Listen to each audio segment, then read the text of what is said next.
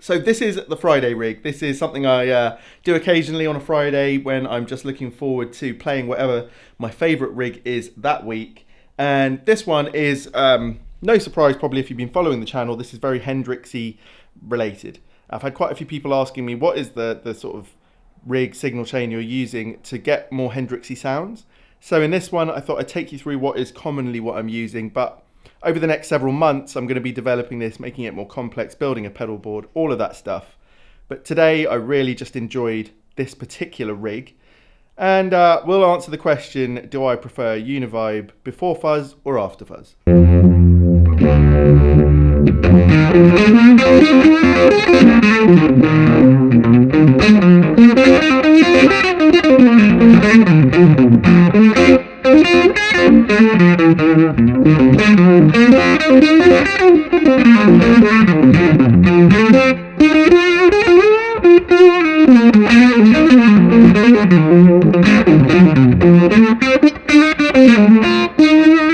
But let's start with the amp first. This is probably my favorite amp of all time. Even though this is Hendrix style sound and he was most famous for Marshalls, although he recorded with all sorts of stuff. I find you don't have to use a Marshall to get the sound you want. So if you own a Fender combo amp or anything else for that matter, you can still get sounds that make you inspired by Hendrix. And this is a little thing I've been thinking about recently. I've seen a lot of comments, people trying to, or people saying to me, you know, if you really want to get those specific Hendrix tones, you've got to do this, this, this, and this. Use these speakers, those strings, these cables, these pedals, and everything like that. Look, even if I had the exact gear he owned, you know, if I had £1 million quid, you know, well, 20 million quid and bought all of that stuff, I wouldn't sound exactly like him. And it's not the point for me. And it does frustrate me slightly because I have tried to explain it. So here, I'll just say it here and hopefully someone will see it that was thinking about this.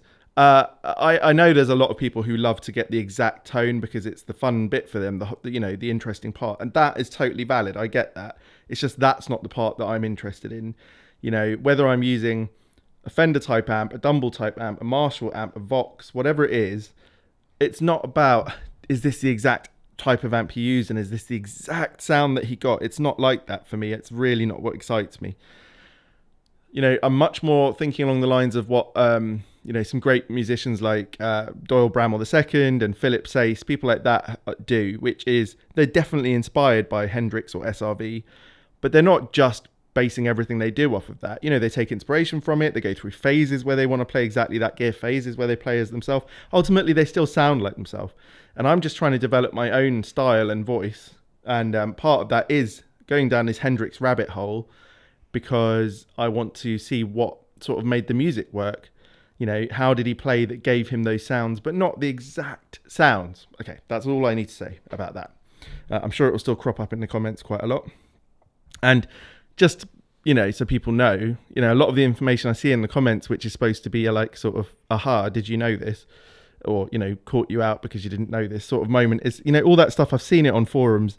In fact, I found a forum post from 2008, which listed everything that I've seen in the comments.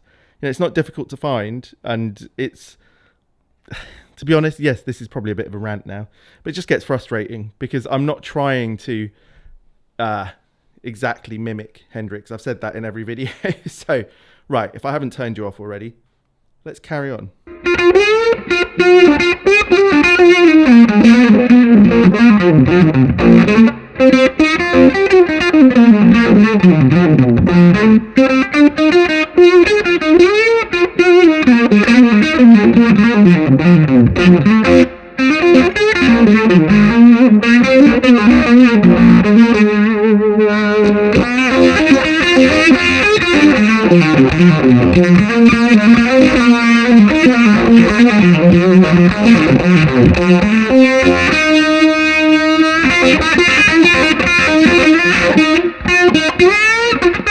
Okay, I'm not going to lie, this is often how my pedal floor looks. It's not a pedal board at the moment. I'm in one of those in-between moments and I'm just trying everything all the time because it's a great fun thing to do, especially when you have lots of fuzz pedals. Now down here I've got various fuzz pedals, from a Mark 1 tone bender style, an Isle of Tone Haze 67. What else have I got? Got a fuzz face there, really vintage style. I've got an Octaland there, which I really enjoy for those on the edge moments with that octave. The slightly more funky Argo from Mythos. The ZO from Reeves, which there's a video that's about to come out in a few days that I've made about that. And there's more there. There's the Dominion. But what I'm using today, which is possibly my favourite of the whole bunch, bit of an eye-opener for me, is this Mark 1.5 tone bender. This is made by Charlie Pedals. And let's hear it a bit more for a sec, and then I'll explain what I really like about it.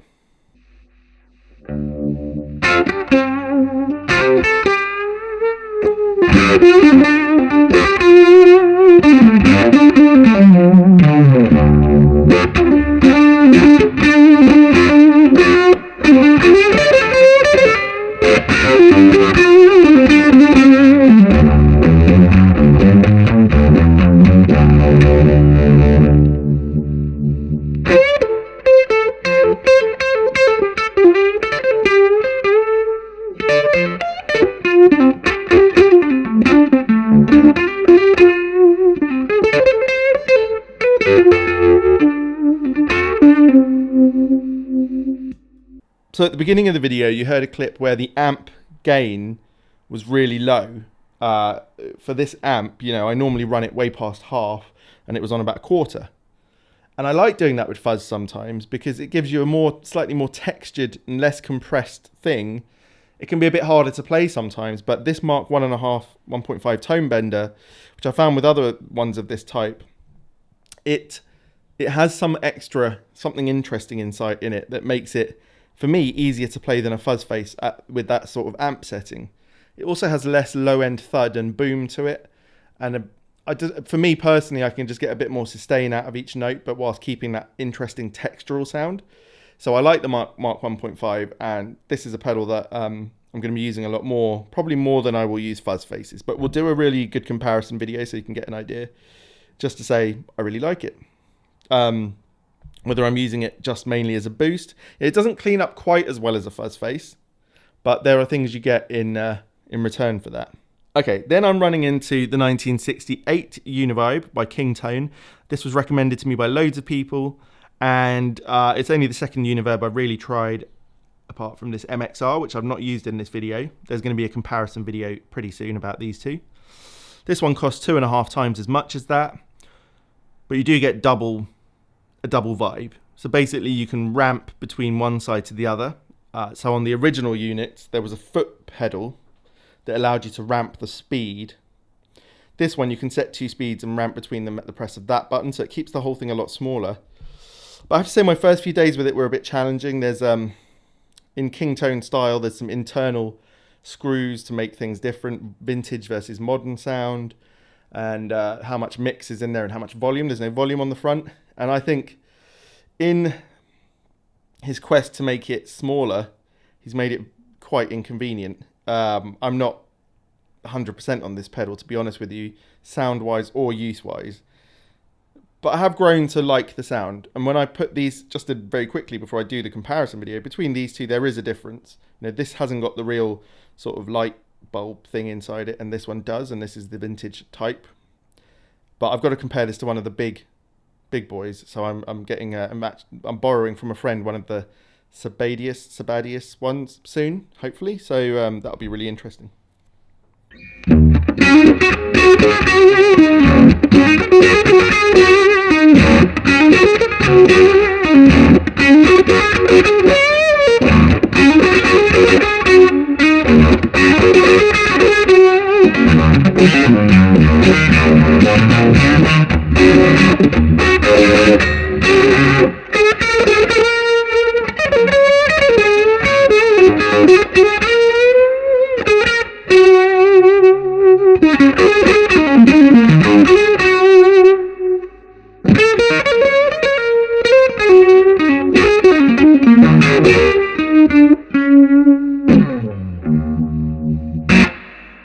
So I was talking a second ago about what if the gain on the amp's really low. Well, I also have played with it really high in this video, which gives you that much more soaring, screaming sound that's probably much more Hendrixy.